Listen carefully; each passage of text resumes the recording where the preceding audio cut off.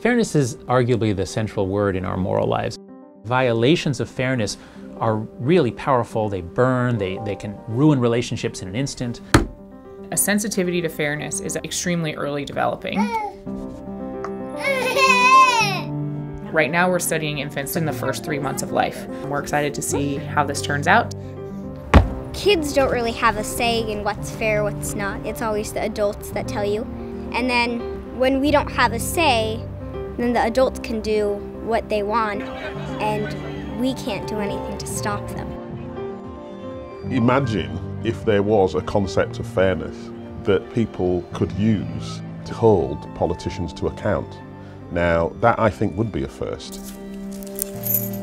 I would say the question is, why does oppression matter? Why does it matter that entire groups of people don't have the same kind of opportunity and access that others do?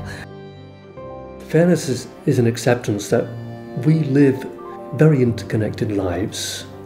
We need to roll back on this idea that the only measure of success is financial wealth.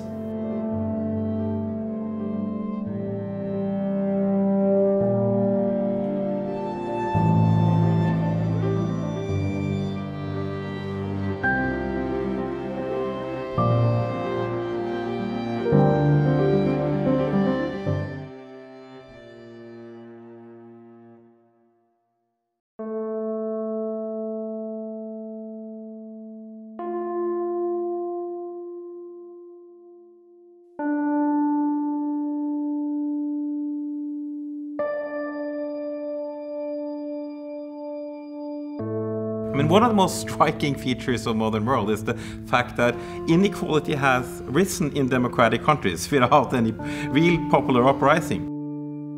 How is it that so many people can view these huge inequalities as fair? Why do people accept the kind of winner-takes-all society?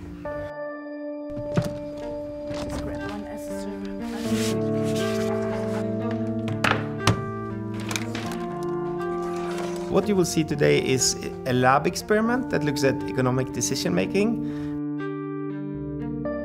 Up to now, much of economic reasoning has been that all inequalities are bad. But what we will see today is that people have different ideas about that. So some people say, well, there are fair inequalities and there are unfair inequalities. Okay, so everybody should now see the instructions. Just take your time and read them carefully and let us know when you have questions. They will first do a task, they will add numbers, and they will earn points by doing that. Then we match or pair two participants who have both been part of this. Then we say to each of them, well, now it's your choice. I mean, here is the total amount of money that you and this other guy produced. And you are now to decide how to share this pie. It's a very simple task. And that's it. Nothing will happen afterwards. I mean, if you take all the money, you can take all the money home. If you share it, the other guy will get some of the money.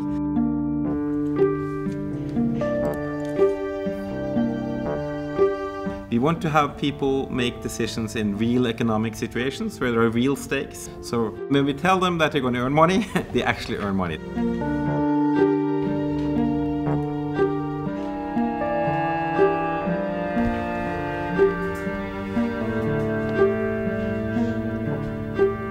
Okay, so I'll start explaining what we found in the experiment we did. People who produced less than others, they actually give away much more. This notion of meritocracy as fairness, this notion that a guy who has done better deserves more, is a powerful notion, and we see it very clearly in this experiment. People are willing to accept almost any inequality if they view it as a result of a competition. This is something you have from sports, right? Even if somebody just wins by a millisecond, he deserves gold and all the money. And we find that fair. And essentially, I think some of that logic is taking into the economic sphere. We need to think carefully about how the institutions are shaping the future generations' ideas of fairness. So in Norway, it's the case that, kids are treated in an extremely egalitarian manner up till they are around 12 years old, before adolescence. So then there is very little grading in school. When you play football, if your team is down, you are allowed to add players, so it evens out. So there are all these egalitarian institutions. But actually this changes a lot in Norway when kids go into adolescence. Then the institutions become very meritocratic. We really reward the better performers in sports. We start grading and so on. And the institutions shape their ideas of fairness and turn them into meritocrats. Another really, really fascinating line here is a lot of people, about 30%, actually don't give anything. They don't give anything to the other guy. Students are actually outliers typically, and in particular students at a business school. You're actually looking at the most selfish group that we more or less have identified, apart from very young kids. Business students are the most selfish people you would ever meet.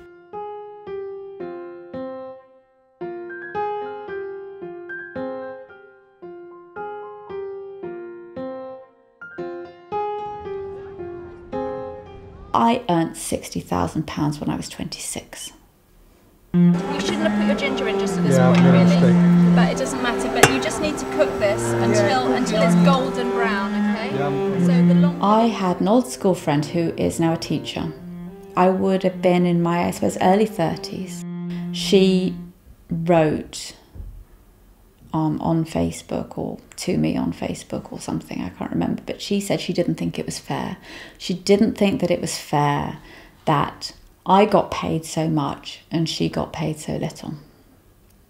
And I argued with her and I said, well, people like me, we're hard to find. There's market principles behind this, there's lots of people who could be a teacher, but there's not that many people who could do what I do. Did you burn it? Yeah, well, I burnt it too, so I can't really criticise. I burnt it 3 times, so I... Why do we get paid so much? The conclusion I've come to is that there's just so much money floating around in the city, and there's so much scope to make money when you're dealing with millions, hundreds of millions, possibly even billions. Honestly, if you'd have gone around the city and you'd just forced everybody's salaries down by half, how many people would actually have left? I don't think anyone would have left. But we use them in various different things. So if you'd like to buy that, it's only 50p for all of it. Bags of Taste is a behavioural change programme that enables people to ultimately, they go through the whole thing and they find that they magically cook at the end of it. We design recipes that cost less than £1 a portion to make so that they're comparable to fast foods and things. And we're keen to get people to have better diets, and we're keen to help them save money. We know that there's an issue of debt amongst people who are on lower incomes. Employers have been getting away with paying people too little. So much of where we are in life is luck. And I don't know how many people really appreciate that, especially at the top level. When you actually ask them, oh, how did you get here? They always think it's their own merit. And in fact, the research shows that it generally isn't their own merit. It's very often luck.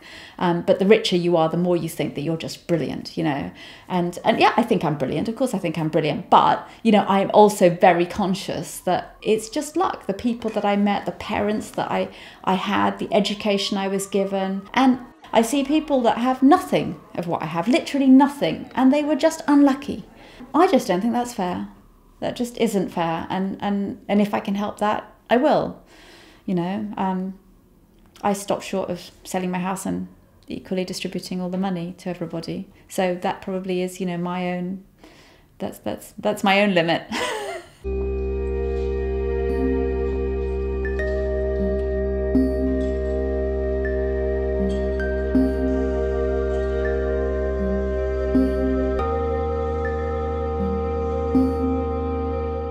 London is a playground for the rich, a treadmill for the middle classes, and a warehouse for the poor.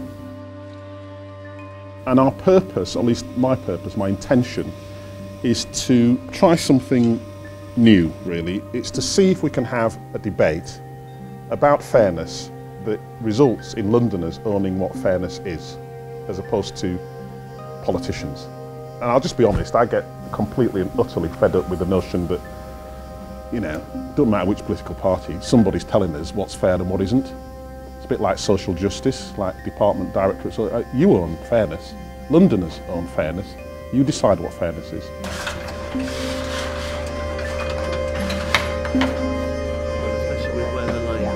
We'll be up to 80 or 90 at the very least. I think so, yes. Oh, great, okay. Well, if things don't turn out like that, if it's 80 or 90, we haven't got enough chairs, which is great, we can put that right. Hello, Lizzie. Lizzie, hi. But if they don't, we'll have a we'll come together and quickly reduce the number of chairs. Yes. It's much better to have a slightly crowded looking room rather than a largely empty looking room. I've forgotten your name. Andy. If you can create a consensus that fairness can be owned by the people, it actually speaks to the notion that our politicians should fear the public, not the other way around. And I think it's cheating when politicians on the left or the right or the centre say, well, it's, you know, that's fair or unfair. The question they should be asking is, what do you think? The thing that I find obscene is the term affordable for housing. It's a need, you know, look at Maslow's hierarchy.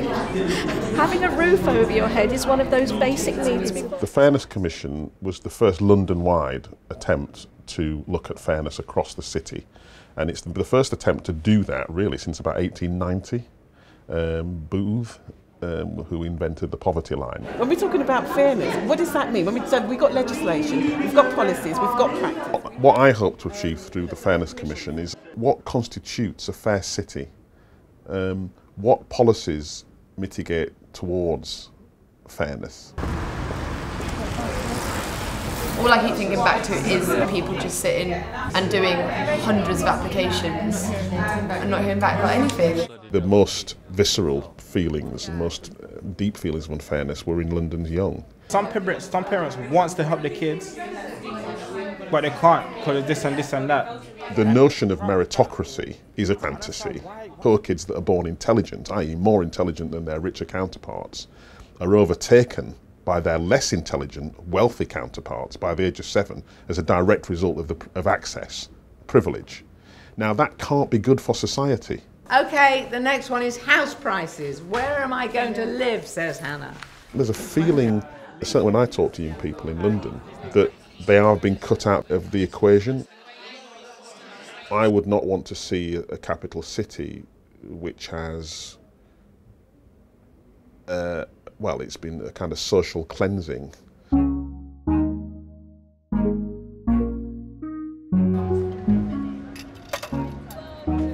What kind of city do we want London to be? To what extent should society's infrastructures be skewed to favour someone just because they're wealthy, born wealthy lucky, as opposed to born intelligent lucky? People have called me an idealist. Fairness Commission, what a ridiculous thing, you know. And it strikes me that often the people who say the world is unfair get used to it, are the people who've benefited from unfairness.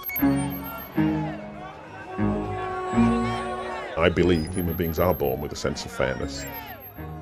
But society can just structurally condition people to not give a damn, really.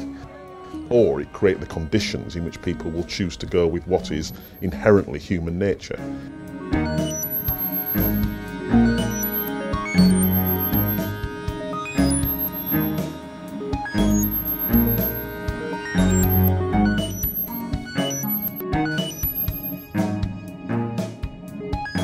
Right now, we're increasingly interested in the origins of justice motivations.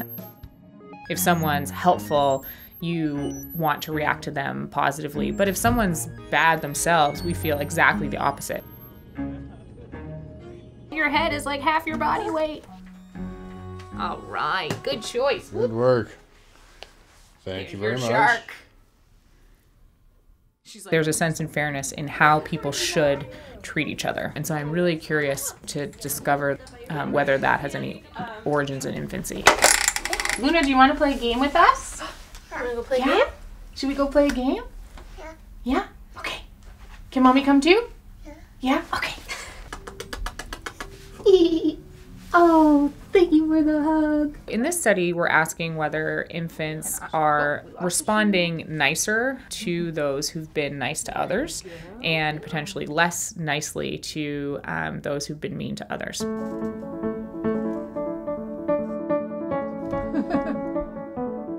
Infants first watch a interaction where there's one character who has an unfulfilled goal. He's trying and failing to jump up onto a shelf to get an airplane toy. One of them runs up, jumps on top of the shelf, and gives the boy the airplane toy. So this is the nice puppet. The other puppet is the mean puppet.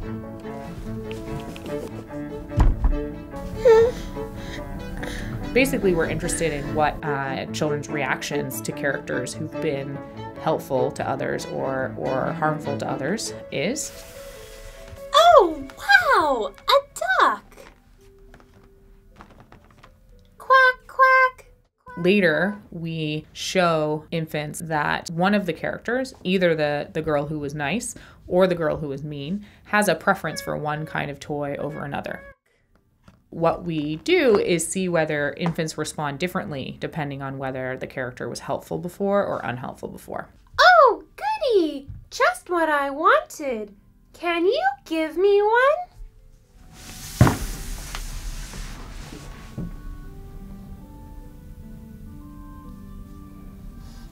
What we find is that when children are interacting with the mean puppet, about a third of them say, no, you can't have anything at all. About a third of them give her the toy that she disliked, and about a third of them give her the toy she liked. So they seem much less careful about being nice if you were previously mean to somebody else. Can you give me one? When they do give something to the one that was nice, they all give the toy that she liked. Hello. Want that, Mr. Lion? Give him a big hug. So sweet. We find that very young infants are already sort of showing positive emotional benefits from being generous. Thank you, thank you, thank you, thank you. Yeah. You don't mind sharing. You just didn't want to share with that nasty puppet. I think this is sort of smacks against the assumption that children are inherently selfish and that they don't want to give their stuff away. Would you like to chew that? He's like, yes, I'll just direct my face right to it. Thank you. Okay. So you guys get the nice front row. In this study, we're interested in whether infants are surprised by unfair interactions, and by that I mean more goods are given to one character than another for no apparent reason. In late infancy, infants seem sensitive to this, so they look longer after they see an event in which someone's been unfair. Here you go.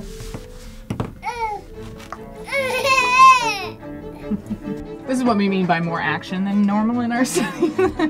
Not all infants respond in this way, but it's common enough that children seem to just be totally shocked by this. That child was 15 months old. At 15 months, it looks as though infants prefer fair characters to unfair ones. But of course, some children may be more sensitive to fairness than others. Who do you like? Everybody! Right now in the lab, we're running studies looking at whether younger babies also show the same patterns. Where are you going? Are you practicing your baby push-ups? At least by 3 months of age, infants seem particularly sensitive to harm. To me, that is the strongest evidence that there is something innate going on here, because it's unlikely, I would argue, that they're experiencing in the first couple of months of their life much antisocial action happening in their environment. What if they were animal puppets? Would that be different? Animal puppets? Do you want to see some animal puppets? No. No.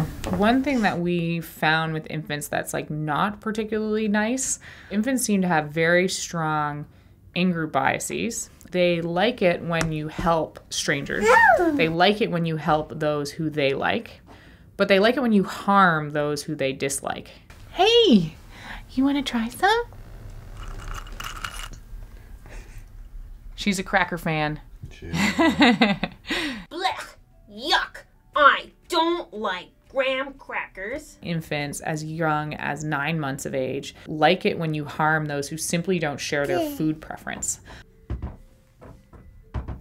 The similarity of a baby to an adult is sort of very striking. They have this ability to show remarkable bias depending on very simple, are you similar to me or not? I can't hold anymore. So it seems as though the origins of sort of liking goodness and fairness may be present extremely early on, but also the origins of biases for the in-group and disliking difference in other individuals. That's present really early on too. And so development might be learning to sort of distinguish between what is the right kind of fair behavior and what's the wrong kind.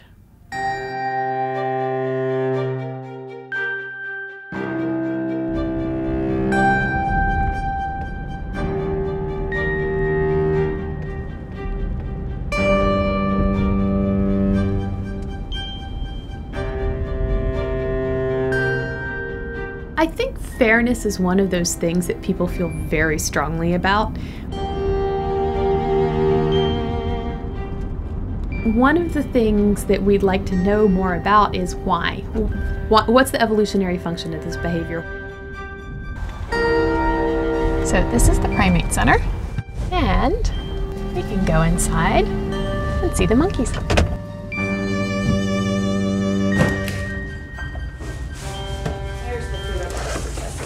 Cucumber, and then I have to have gloves on when I'm touching food. Generally speaking, the sweeter something is, the better they like it. So one good way of judging what they're going to like best is if it's expensive in the supermarket, that means they like it. So their most preferred foods are the grapes. And their second most preferred food is actually cucumbers. So they like cucumbers quite a lot. And then their least preferred food is the bell peppers. So when we do these studies, what we're really measuring is inequity aversion, or how individuals respond when they get a less valuable reward than their partner does. See these? Those are food calls. The little woo, woo, woo. It means they're excited. So what we're going to do is, this is Logan and this is Liam, and we're going to do a trade. And Liam's going to trade and he's going to get a bell pepper, and then Logan's going to trade and get a grape. So sometimes we get really interesting responses where they get very upset. So they'll bang on the cage or throw tokens, or sometimes they'll just go in the back and they'll refuse to come over and interact with us at all. Here you go, Logan. Good job. See this? Liam. Here you go, Liam. Can I have that back? Not interested? We don't quite understand why fairness causes this outraged reaction, but we know it does. The question is, if people are getting enough, why should they care if some individuals are getting more? And yet we clearly do. The reaction to fairness itself is probably actually at heart an emotional reaction. It's just that frustration, that moment of realization that you're getting less, which is what we probably see in primates. I dropped it. One of the hypotheses about the sense of fairness is that it's a mechanism by which individuals determine the value of their cooperative partners. If you're working with someone else and you begin to feel frustrated because you feel like they're taking more than you, then that can be an easy rule of thumb that it's time to go find another cooperative partner. And this is true whether you're talking about humans or to other species. Liam. Liam. Liam. For a long time, cooperation was ignored because it was considered to be antithetical to this idea of natural selection, where it's every individual for themselves. Oh. They're faster than I am. And it's true that that is the goal of evolution, but that overlooks the fact that sometimes you can best meet that goal by working together. See this? And that's where I think we could learn a lesson from capuchin monkeys. We need to be careful not to always be the ones that are dominating and taking the grape, and make sure that others get them sometimes as well.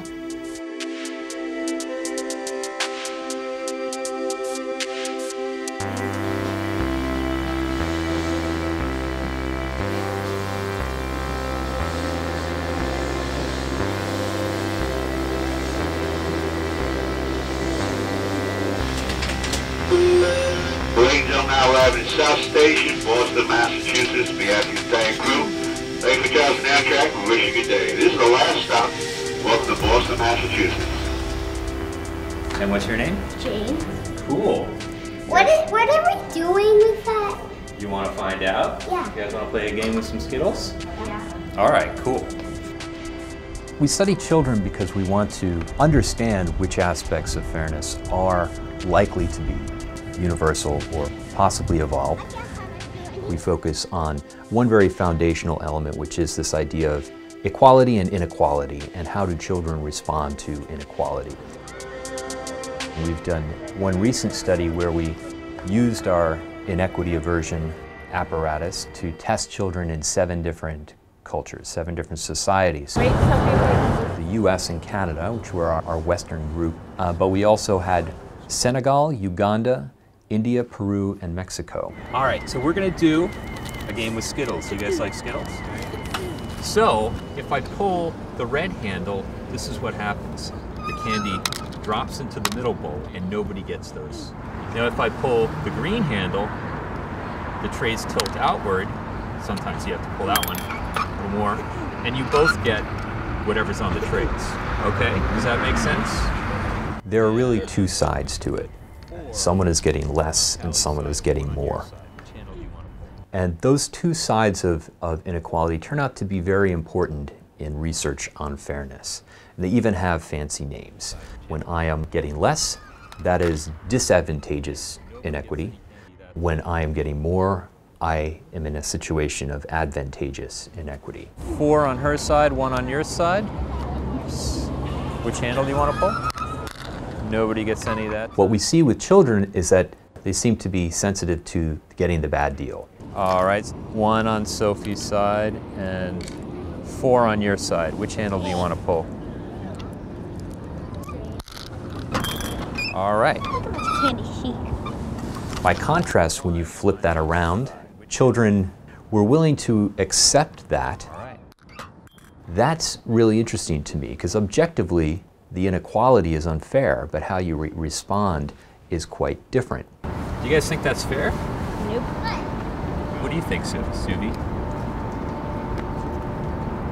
To me, I don't think that's fair to her.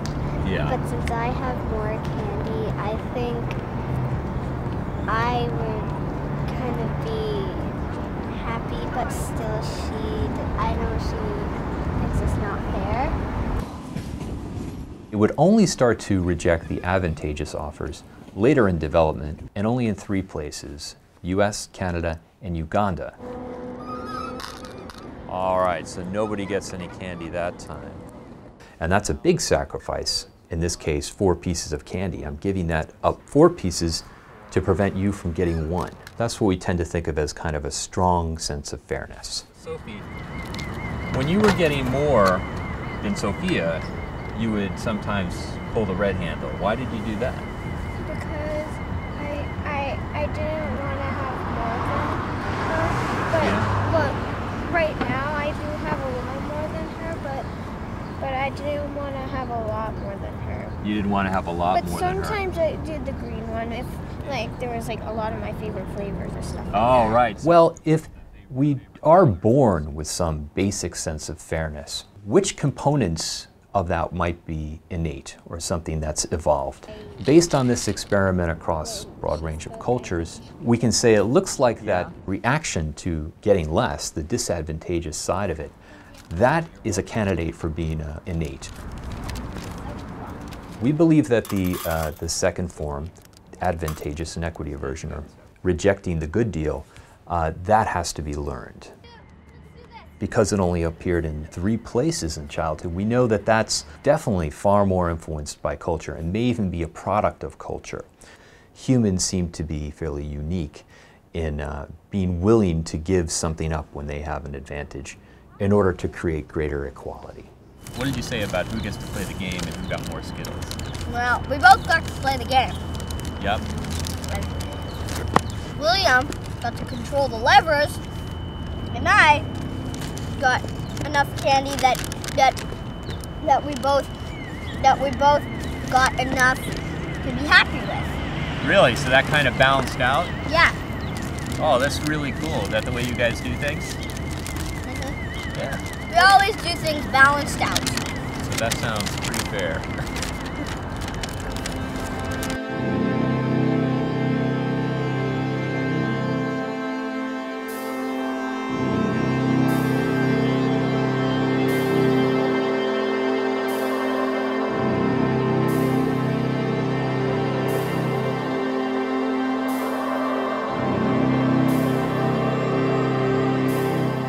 There is a lot of cutting down on transfers to poor people, to single household families in the US and throughout Europe.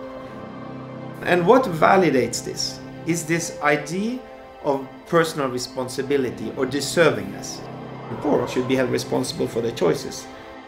So this is a very powerful notion, but it raises an enormously important, complicated question, namely, so what is a choice? In this experiment, your choice will definitely count. This is not like a survey question or hypothetical or anything like that. You actually determine it. So we will actually transfer the money you have decided that each of them should get, and this will be implemented within a few days. The students were actually facing a real situation where two people had worked for the Choice Lab. These two guys had just randomly been paid differently. So one guy was paid 800 and the other guy had been paid nothing.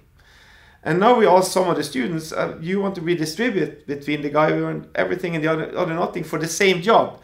And most students say, yes, yes, we want to do that. So here worker A was more lucky, and for me it was equal that we treated it equally. So I gave 400 of what A got to B.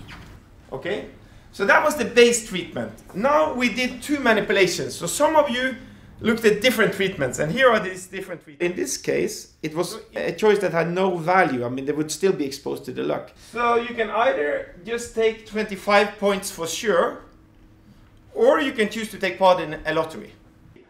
And the winner of the lottery will get 800, a loser will get 0. As soon as choice is introduced to the picture, people say, well, now the inequality is acceptable to a much greater extent. I mean, they did a choice. And well, yeah, I thought this guy lost the lottery that he chose to participate in, and so. Excellent. So let's just... Well, a lot of people claim that the situation that the poor are in is their responsibility, because it reflects choices they did. It reflects that they didn't take any education. It reflects that they divorced. It reflects that they don't work full time. But now we have to take one step back and say, well, yes, they did these choices. But what were the alternatives? Could they really, pursue an education without giving up everything, basically? Well, could they even access education? This is, of course, an even deeper question.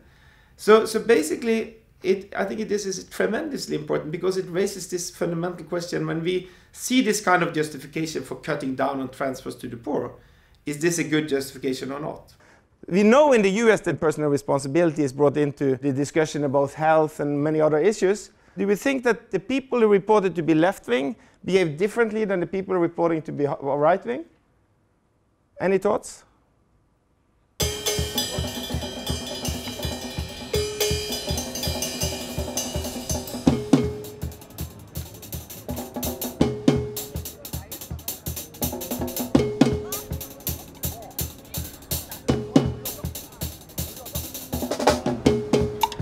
I was very, very much on the left. I hated Ronald Reagan. I loved Bill Clinton.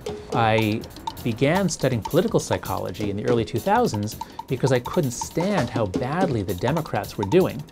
They just didn't know how to talk about morality. And I began studying political psychology in order to help the Democrats speak better, was part of my goal. And in the process of studying political psychology, I made a commitment to really understanding conservatives. I read conservative books and magazines, I listened to the way they talk, and I came to see that they're not crazy. That actually there are a lot of insights into society, family, marriage, respect, that are quite important for running a decent society. I ended up basically dropping out of politics. I'm nonpartisan, I try to understand all sides.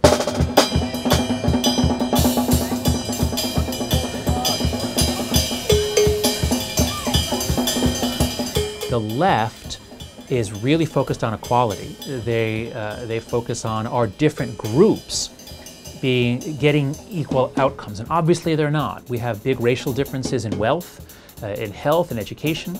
So if you focus on equality of outcome, we sure don't have it in America, and the left focuses on that. But if you focus on proportionality, that is, are people getting out in proportion to their inputs, well, you know, certain ethnic groups have much higher rates of employment and marriage. They raise their kid, they devote themselves to their kids. Asians in America do extremely well. They're richer than whites. Is that unfair? On the right, people say no. On the right, people say if you work hard, you should get ahead. One of the most important factors causing racial inequality in this country is that the black family began to disintegrate in the 1960s. Senator Daniel Patrick Moynihan wrote a report on this, warned that if out-of-wedlock birth rates keep rising, it's going to be a disaster for African Americans. He was called a racist. People wouldn't talk to him. How dare you blame black people by saying that they've contributed to the inequalities and to the problems in society? Well, it turns out Moynihan was exactly right. Things have gotten much, much worse for the black family. Marriages, along with education, the two gigantic causes of success or failure in life. If you're raised in an unstable family environment without married parents, you're unlikely to move up. Whereas if your parents are married and you're poor, you're very likely to move up. So we have this mess in the social sciences in the United States in which our social scientists will not consider hypotheses that in any way implicate sacred victim groups. And this, I believe, has led to the breakdown of the social sciences, not on all matters, but in matters that involve race, gender, class, other highly politicized topics. I tweeted out this this tweet stream about privilege, and I essentially compared it to walking up to the bank and having an extra $1 million in your bank account. You have no idea where it came from. You know it wasn't a part of your salary. You know you didn't earn it some kind of way. First you might look at it suspiciously, but eventually you start to spend it, and you spend it on things that you care about, right? You spend it on your family, you spend it on your friends, you spend it on buying a better house, getting your kids into a better school, making sure your child doesn't have to take out loans for college, all the right things, right?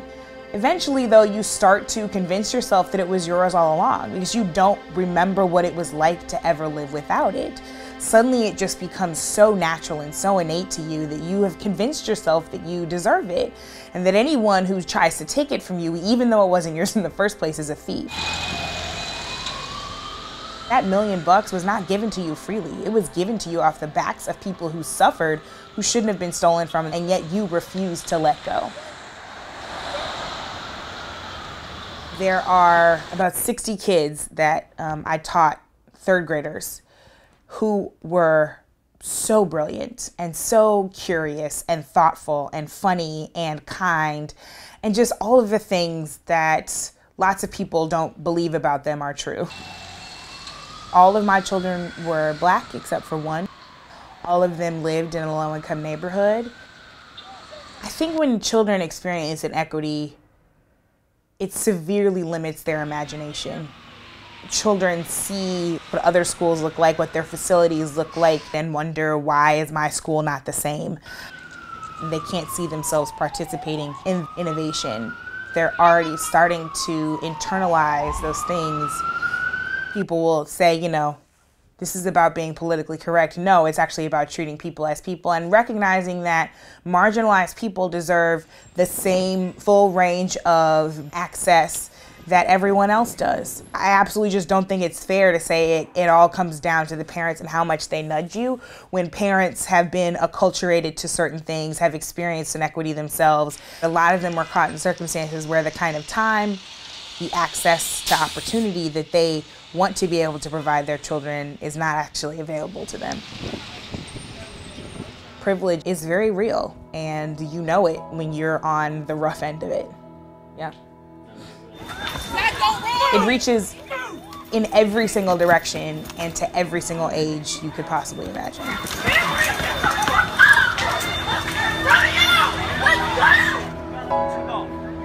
That's the thing. Right now you're staying. Y'all make me fucking run around here with 30 pounds of goddamn gear on the sun because you want to screw around out here? Y'all keep standing there and run your mouths. You're gonna go too. Get out of here. I already told you. You are leaving now.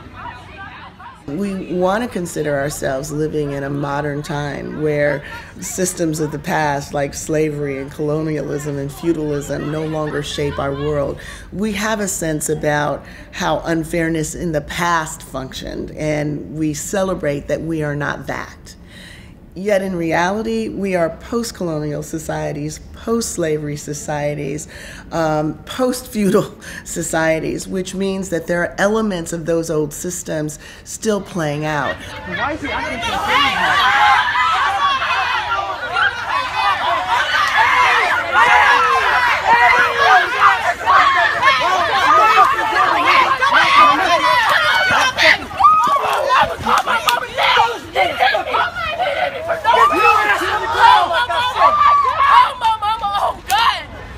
Some people are just structurally in a disadvantaged position, and that means other people are in an advantaged position.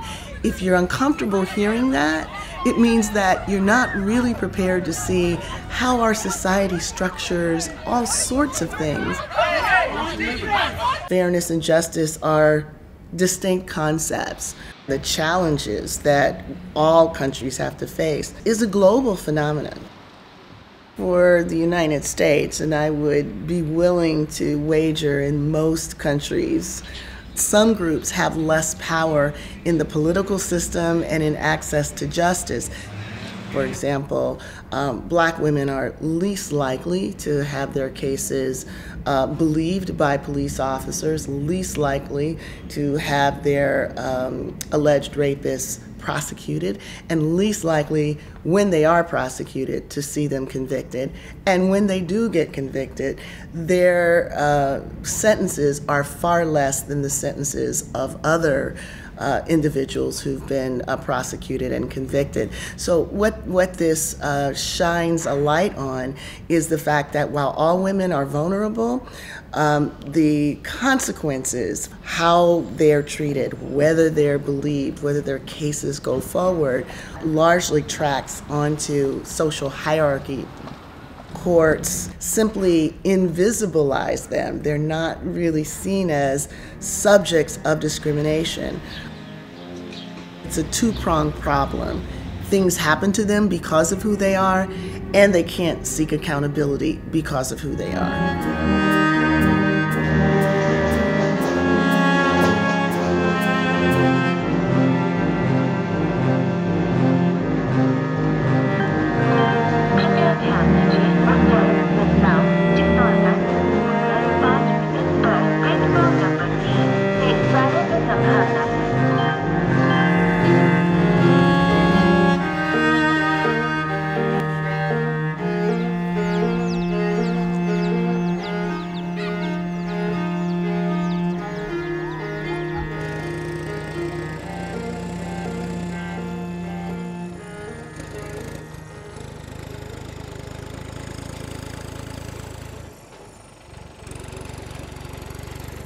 जीवन के बारे में तो क्या है कि जैसे कि ये समुदाय सबसे मतलब ज़्यादा अगर छुआछूत होती है तो ये वाल्मीकि समुदाय के साथ, ये समुदाय के साथ छुआछूत या ये हर सुविधा से वंचित रह जाते थे यही समाज।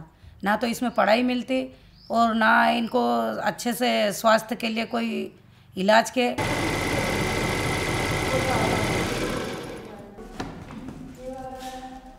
इस पे मैच करना पड़ेगा, गट्टी मैच करेंगे। जैसे शादी होकर मैं यहाँ आई तो पहले तो हमको बड़ा अजीब सा लगा, लेकिन जब हमारे सास ससुर ने हमारे को बोला कि ये जागीरी के तौर पे आपको ये काम करना पड़ेगा।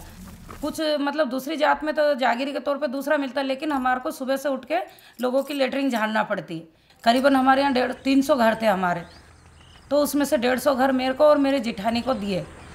1993 का कानून बना एक्ट के, जिसमें मेला ढोना और ढुलवाना दोनों ही गैर कानूनी, लेकिन कानून को वही लोग कानून के जो रखवाले रहते वो उन्हीं के वहाँ ही हमारे को ये कच्ची लेटरिन साफ करने जाना पड़ता था।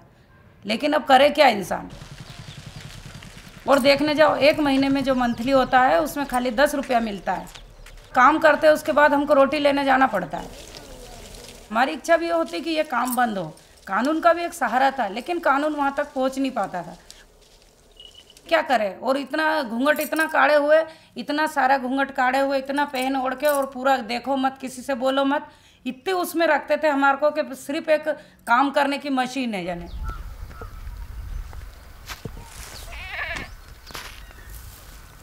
और ज़्यादा से ज़्यादा महिलाओं पे आके टिक जाती है बात। महिलाओं को क्यों इतना दबा रखा है, क्यों इतना सब चीज़ें बांध रखा है? ये होना, ये होना, ये होना, इसके बगैर आप कहीं नहीं जाओगे, इसके बगैर आप कहीं नहीं जाओगे, एक ही पहचान बना रखी है। मेरा ये मतलब कि ये आपके लिए क्यों नहीं, आदमी के लिए क्यों नहीं?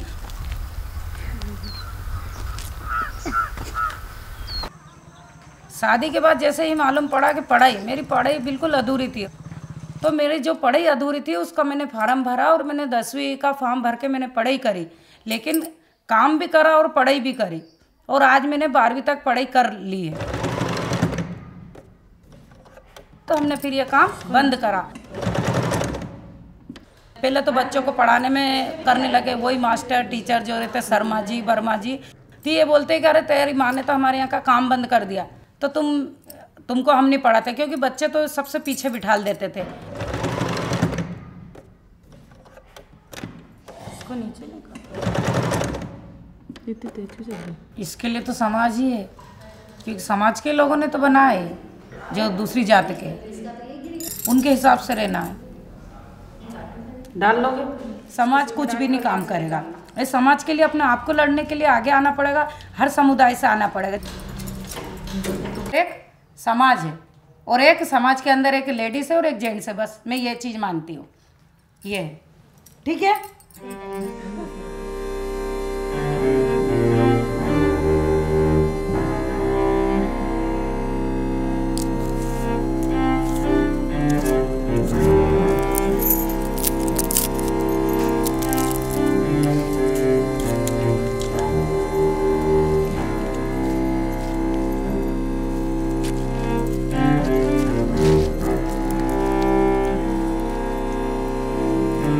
The fight for justice has always been, you never actually arrive at the final outcome. It's part of human progress.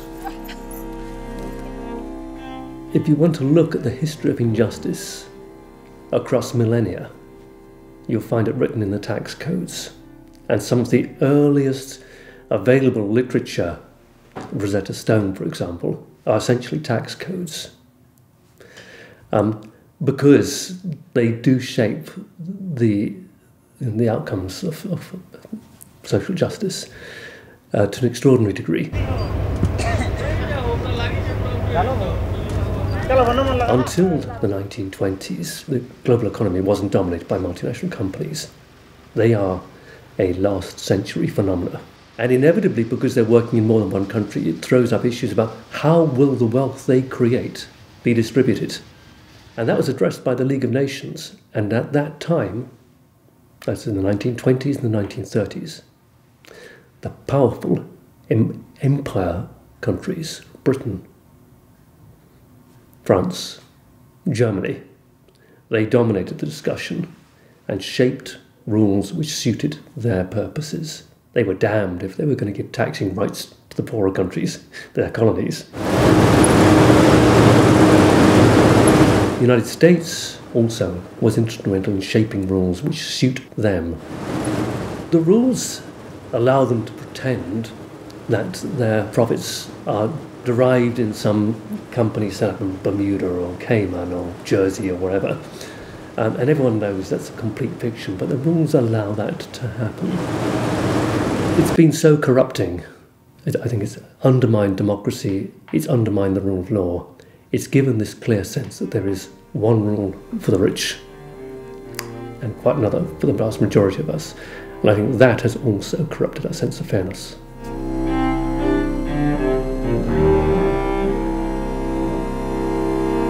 What's the scale of this offshore economy? I commissioned some research into this from a specialist research agency. Their estimate, based on 2010 data, is that somewhere between 21 trillion to 32 trillion US dollars of private wealth sits offshore, untaxed. Now, a trillion, for those of you whose salaries don't go up to the trillions, a trillion is 1,000,000 million. We're talking staggering amounts of wealth sitting offshore, untaxed.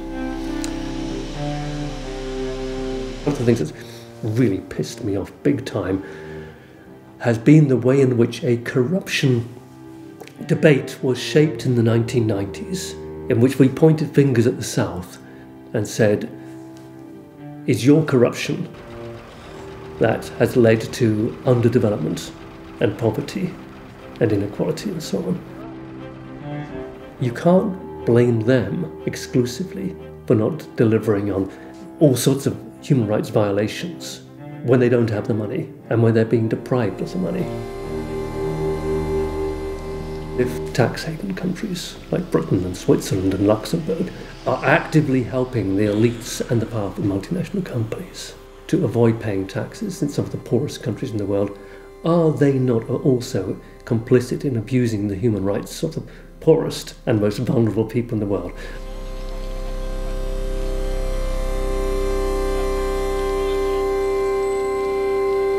I've often been told by people who really should know better, academics, senior practitioners, professionals, and they say, well, John, we know the system's unjust, but you can't change the system. And just those 3 words, you can't change the system. Actually, can I think of those 4 words?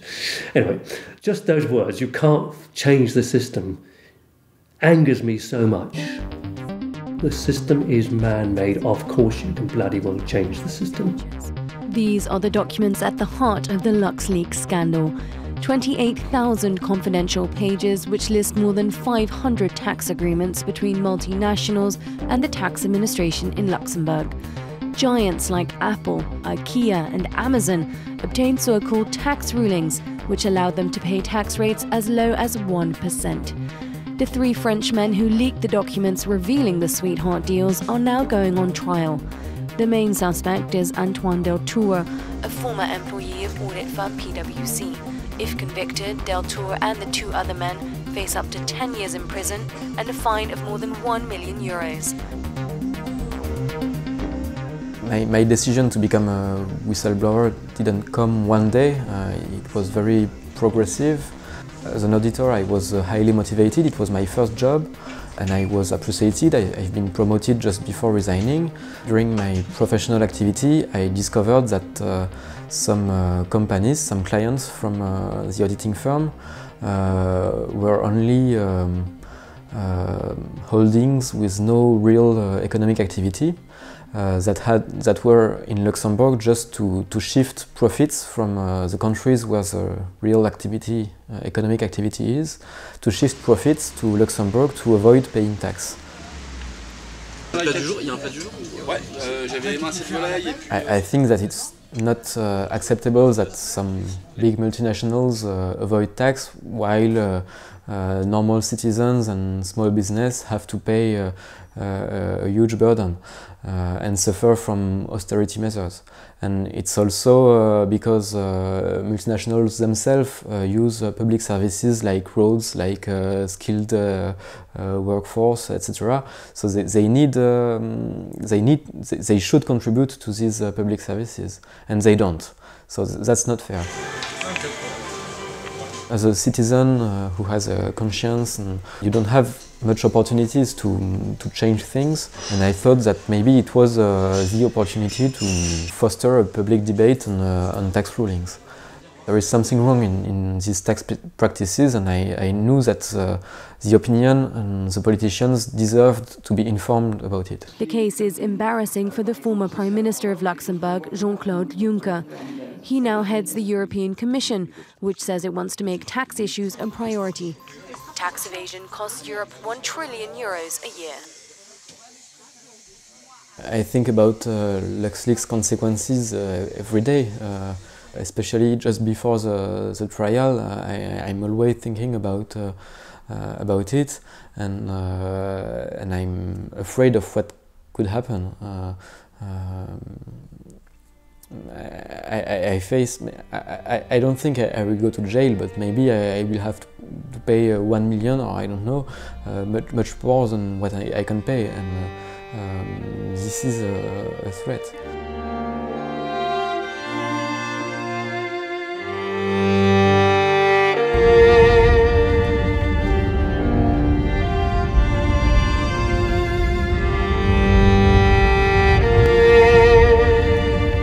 We're now driving literally into Wales. We're coming up towards Abergavenny, which is known as the gateway to Wales. And I'm a Welshman, originally from Cardiff. I left Cardiff at 18 and went into the military.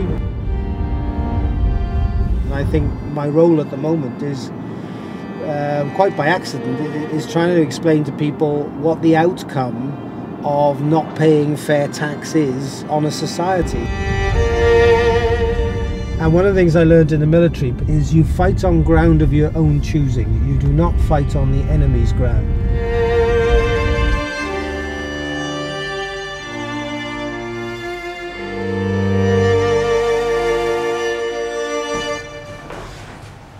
So, let's see my chefs. Hi guys, how are you? Hello. Busy? I think my intervention is stimulated really by the understanding of the size and scale of the issue. Yeah. If 1/10 of the world's GDP, 8 trillion, is going through Amsterdam every year for the express purpose of avoiding tax, then there's something in the system that's kind of broken. Well, thanks for the support anyway. I'm trying to change the narrative from tax avoidance to tax abuse. I think there's a point where avoidance becomes abuse and abuse becomes bullying. And so we're looking at the 10 biggest bullies in Britain. We got what we call attack plans. It is Steve's scheme for imposing a not really tax on Amazon by, as they don't pay very much in the way of tax. We thought we'd have the idea of ordering things and then returning them so that Mr. Amazon could pay the return carriage. It's called fair tax down. Everyone has to pay a fair share of their taxes, even if people have a different idea about fairness. The cost of handling the package that they send to us and returning, we've calculated it is in excess of the tax that they're saving by their aggressive tax policies. So it's a way of kind of fining, if you like, Amazon for being bad tax citizens. Congratulations, well done, congratulations, David and Goliath, God bless you all. And it's anonymous. Where's it from? I think Steve's totally bonkers, but once he gets the bit between his teeth on an issue, then he will run and run with it. He just doesn't give up. He's totally tenacious. And I think you maybe have to be a little bit crazy to take on issues like this.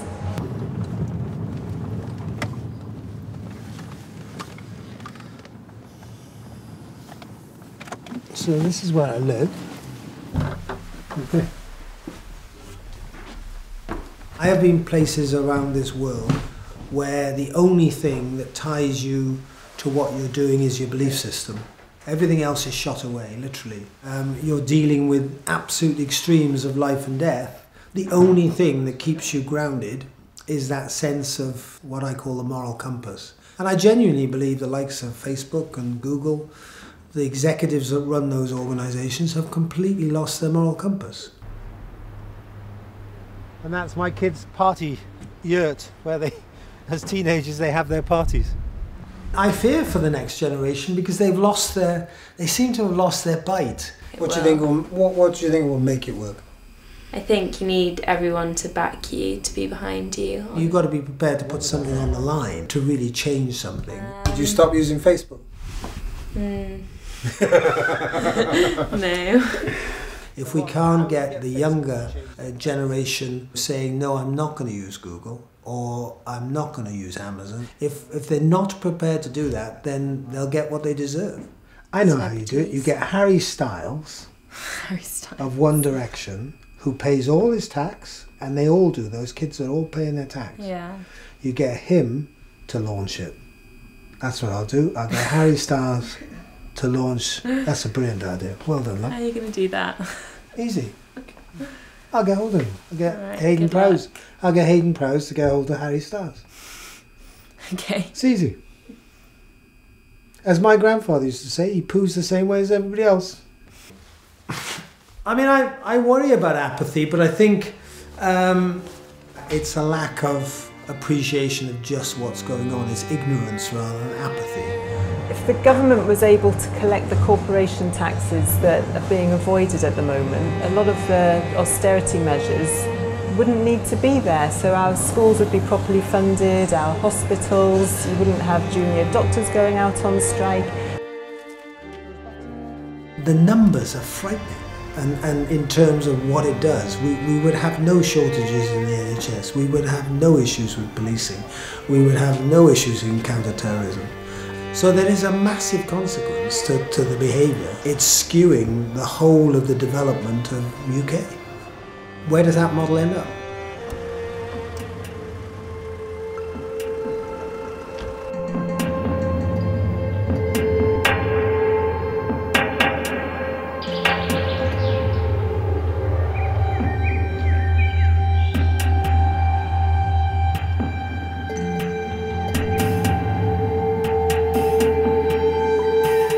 Inequality has become a very popular way of capturing some of the dilemmas we're facing in the development of our societies. We need to really unpack that concept. Because you could have a society that's very equal in income terms, but it just happens to be that everyone is poor, and that to me doesn't seem like a very good or fair society.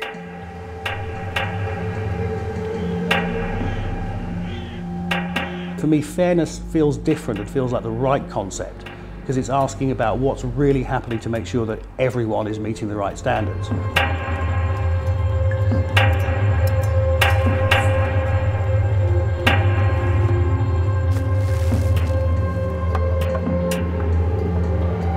mean, Costa Rica is a really interesting example. It has a level of social progress better than Italy, a G7 country, but a much, much lower GDP, about a GDP less than half that of Italy's. Costa Rica has done something really, really interesting in turning its wealth into the real well-being of its citizens. The Social Progress Index is really asking a question, what is a good society? And we define it in sort of three terms. One is, does every citizen have the basic needs for survival met?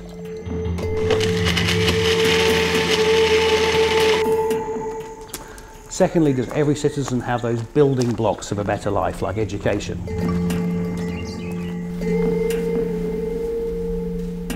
And thirdly, is every citizen free to pursue their hopes and dreams without impediments? So do they have rights and freedom of choice, those kind of things? So that way, it's actually a very good measure of a fair, good society.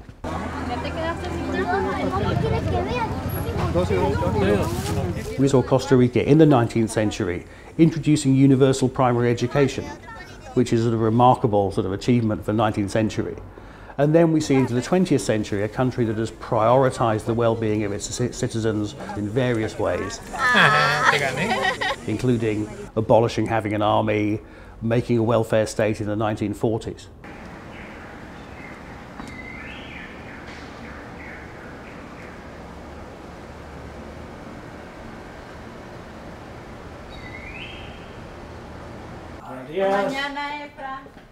Costa Rica, I know that we are very successful in transforming every dollar we produce in social benefits. I mean, if you have a good education access and health access, you can have a pretty decent life, even though you are not the richest man on earth, or you don't have as my father said, gold in your country, whatever. You have to feel like you live in a fair society in order to really work to improve yourself and therefore improve the community. My cousins, they can have aspirations to be professionals or whatever they want, and they are able to really envision their future. And I think that's a different thing in this country, because I know that there are a lot of countries where people is not even able to really project themselves in the future. That's a great thing, and it's not as common as one may think it is. So.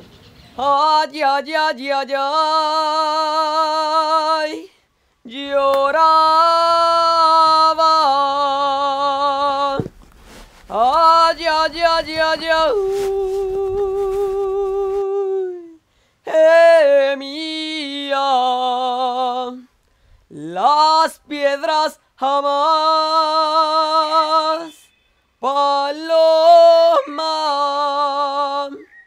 que van a saber.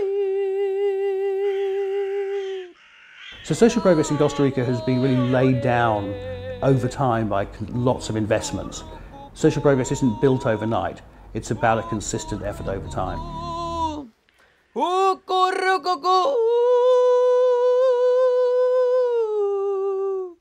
Paloma, ya no le llores.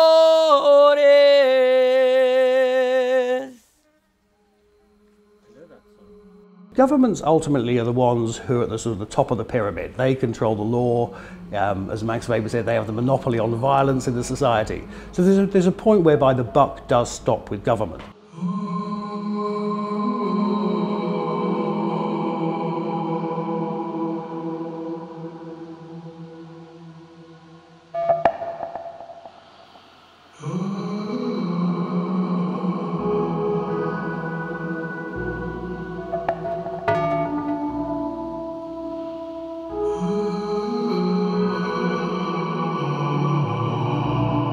Iceland's prime minister resigned Tuesday, becoming the first major casualty of the Panama Papers revelations. Leaked documents revealed that Unloksen owned an offshore company with his wife, which he failed to declare when he entered Parliament. A massive demonstration ensued, what some locals call the largest public demonstration in Iceland's history. The Pirate Party has seen a surge of support following the publication of the Panama Papers. One poll has the Pirate Party at 43%. Actually, we have gone from 5% to 43%, and then down a little bit again. And the newest poll showed 31.8%, and so it's kind of everyone's optimistic again. People have different view of honesty and truth. But we are trying to create a participatory democracy. So we have to be honest in valuing our feelings and opinions, and straightforward in that.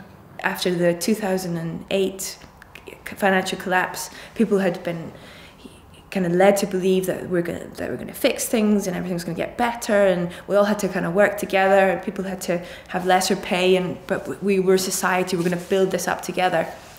And when the Panama thing came out, you know, it was just a deal breaker, and people were appalled.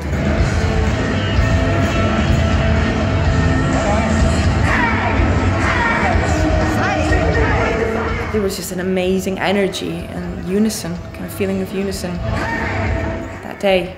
Like, we've had enough of these liars.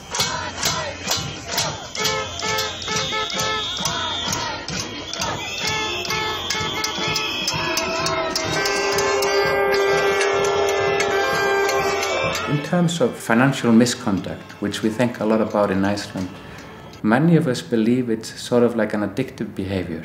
People, they hope to reach a type of success as they have defined it. Maybe they come from a very wealthy family. Maybe dad made 5 billion and the son has to make 5 billion. Maybe it's something crucially connected to someone's self-image.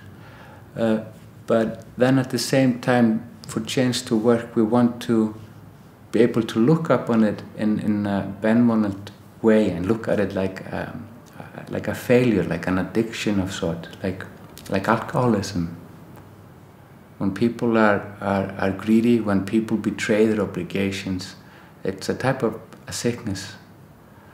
And And then we cannot look up an individual in isolation. We have to think about how is our system functioning. People can see that, you know, we're as honest as we possibly can about things, try to keep things open. And that's, I think, a key to fairness, is just that people can access information, and that kind of belongs to them anyway.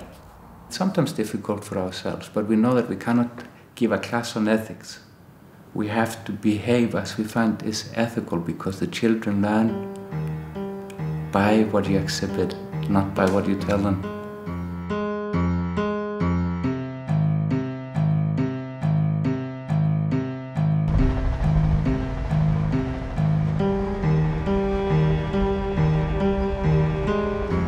Kids don't really have a say in what's fair, what's not. It's always the adults that tell you what to do. Like your mom will say, eat your vegetables. And I might not think that's fair, but I do it because she's my mom. And then when we don't have a say, then the adults can do what they want, and we can't do anything to stop them.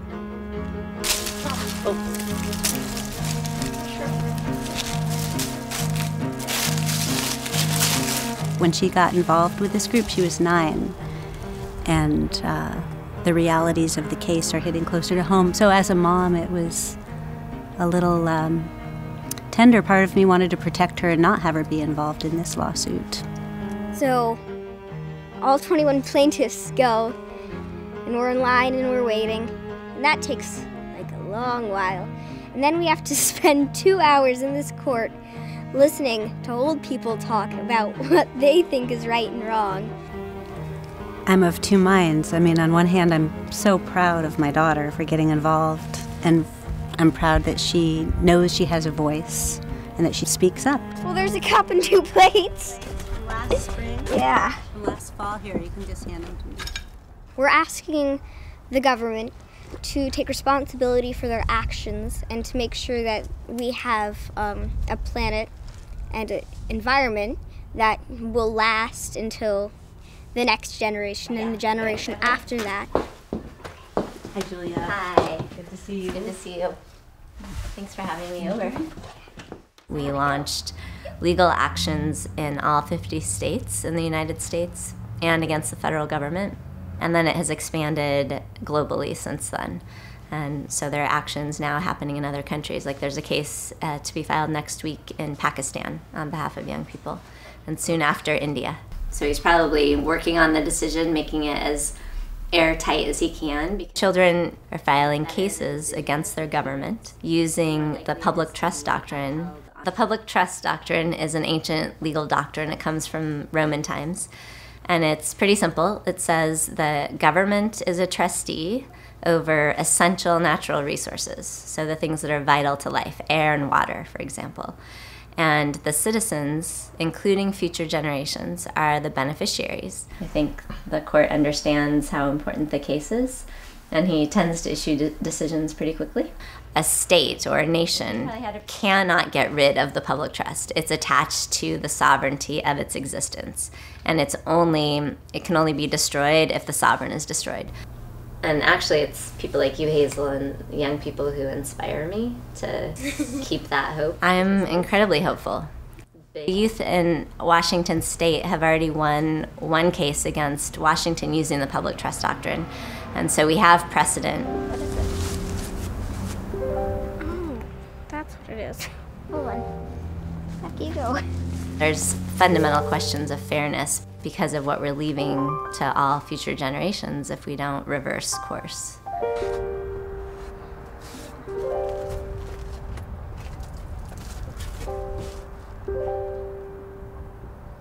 There's a butterfly on the ground.